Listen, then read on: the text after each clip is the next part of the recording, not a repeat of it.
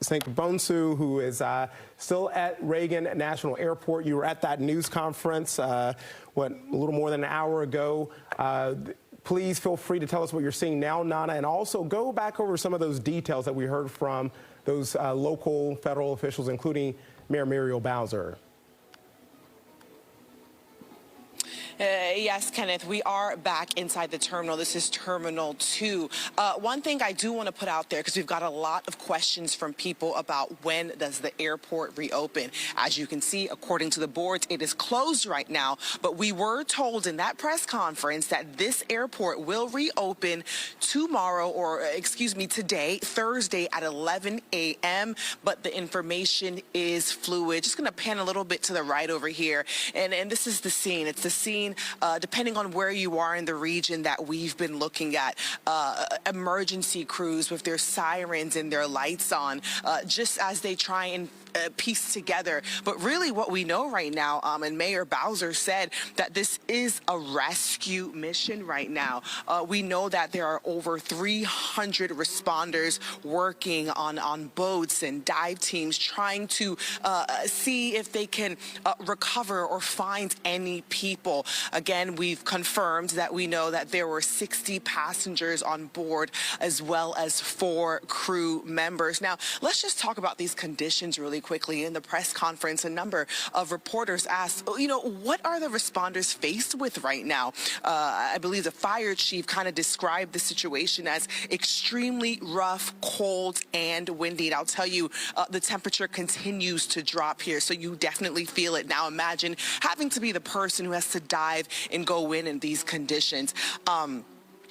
A lot of questions about the people, if anyone's been recovered, but right now leaders on the local and federal level say they cannot answer those questions. It's just too soon. They obviously said NTSB will take over that part of the investigation. Some people had questions about the air traffic controllers, but right now it seems like these leaders that we spoke with or had the chance to at least get information from, they are really focused right now on this rescue. Again, this is a rescue mission. We can't confirm how many bodies have been recovered. We keep hearing unconfirmed reports, and I can't confirm any of that because no one has told me.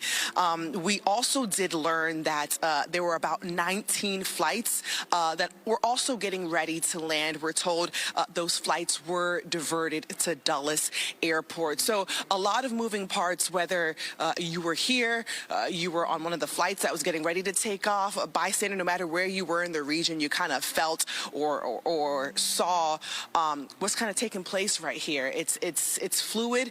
It's developing. I know we didn't get a lot of the answers we were looking for. I mean, everyone's just concerned about the people on board, and we just don't have those answers right now. We can only confirm how many were told by American Airlines, and then of course that to rescue mission. We have over 300 people responding as we speak. We also know that there is a unification center. There's a number that American Airlines shared, and we also know that the Metropolitan Washington Airports Authority, they're assisting with that. It's a location in the airport that we've kind of been pushed away from, as we understand, to protect those families, just the privacy and in this moment that they're going through. So again, we do know that there is a unification center here, and American Airlines is taking care of those families, but there is a number, I believe, that we've been sharing, and we'll put it up again for any families who may be concerned. I was thinking that we ran out here late 8 o'clock, early 9 o'clock, and you have to remember that some people were sleeping,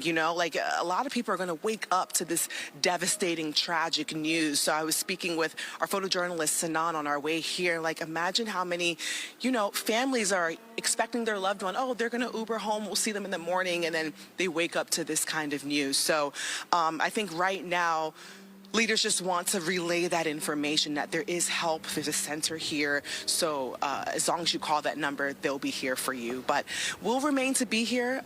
We could just pan it this way. The airport is closed. If you do see people, they're either members of the media or people who are just waiting to be rebooked on their flight. Remember, the airport kind of almost shut down when this incident happened. So people who were able to leave did leave, but there was a point where Ubers weren't even able to come on onto the property. I know the Metro was running for a little bit. And we're also told there's some people on the other side of security. So again, a lot of people, a lot of questions. It's all developing. We're trying to figure it out. But I mean, like we've been reporting, we're here for you. We're working around the clock, but we can only share what's been confirmed and what we can actually show you. Yeah, Nana, it is a gut-wrenching thought to think that so many people will be waking up here in D.C. This morning to this tragic news of potentially a lot of loss of life. I want to ask you, Reagan National shut down operations around 9 o'clock. They said that they will probably resume by 11 a.m. Of course, that time can change. The airport authority CEO told us that some family members were here to pick up their loved ones. They have now been put in an area. They're getting counseling and getting information more privately. Is that happening anywhere near you? Are you hearing about that? So, Sharina, I actually did ask two different individuals, someone with the Airports Authority and then someone with Mayor Bowser's office. What I can confirm is that, yes, that unification center has been created, and that was closer to where we were for the briefing. So that's in Terminal 1. We're actually told that the local leaders and the federal leaders that you saw during that presser, some of them were actually meeting with those families, so they weren't too far away. We're also told DHS is involved as well. So it's definitely taking place. We believe we saw some tents. It's weighted in gold. This is a light. Heard from someone with the Airports Authority that American Airlines is actually taking some of these families into their lounges that they have here at the airport. So two different things. It could be both, but we do know it's happening right now. Again, like Mr. Potter, with the Airport Authority said, there were families here, you know, waiting to receive their loved ones who, you know, were on a flight coming from Kansas. So, yeah, and Nana, I hope that and pray that they're getting information first, even before we're getting it. Obviously, we have so many questions. Going back to your earlier point, before Sharon's question about the frustrations that people are feeling right now. I mean, I'm looking online here, and people, they're saying it's hours after this incident. Why do we not have more information?